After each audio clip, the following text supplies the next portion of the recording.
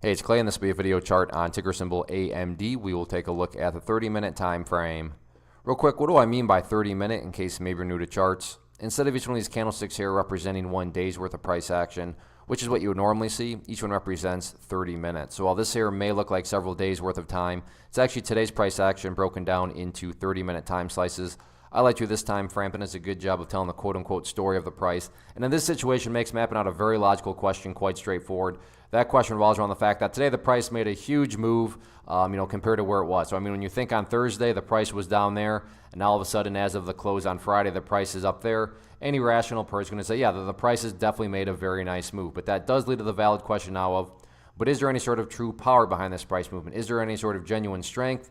Or is this just some sort of knee-jerk reaction, dead cat bounce type move? I have no idea, but like I said, by using charts, we can make answering that question very straightforward. And in my mind, it all revolves around this area down here at $17.75. Why is $17.75 important? Well, hopefully we can all agree on the logic that price movements with genuine power, with true strength, the price is going to progress forward. The price is not going to go back to where it was. I'm assuming you're saying, thanks, Captain Obvious. Of course, if a price movement is truly powerful, it's not going to go back to where it was. That'd be a total contradiction. Exactly. So with that in mind, think about $17.75. Any sort of breaks below there, or worse yet, if the price separates to the downside, what would that be doing to the price? That would literally be putting the price right back inside of that range of the chart that it just broke out from. Again, going back, not a sign of true strength. Whereas let's say there's a pretty drastic pullback. So I'm not saying this will happen, but let's say there's a drastic pullback and the price does go down to $17.75. However, in this situation, the price consolidates and then works its way back upwards. What would you have in this situation? Well, you'd have a set of lows there.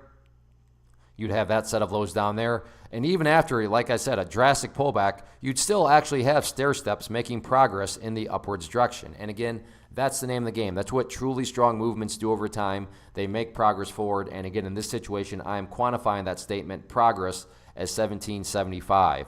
What about levels of resistance? As far as where the sellers are hanging out at, right here around the $19 mark. And this just goes back to a couple days ago, when you can see the price was struggling to get through it within this area of the chart. And once again, the price is struggling. So when you look back at the history of things, not exactly shocking to see that the price is struggling around 19 cents. The good news is, assuming there's no gap downs or anything like that, it's not like the price is going to have to travel up to 19 to do battle again. It's going to be able to do battle with it right out of the gates on Monday. All in all, though, anyway, look at it. Very nice move today. Now it's just a question of, can the price build upon this momentum next week? We will see. One of the biggest questions that I get is, hey Clay, how do you find the stocks that you trade? So what I've done is put together a free resource guide where I talk about the tools that I use to locate stocks that I find interesting and think may have potential. So if that sounds like something that could add value to you as a trader, then click on the image that is up on the screen right now and I will email you the guide. The guide itself is very short and to the point, and best part, it's completely free. Thanks for watching the video. Let me know if you have any questions.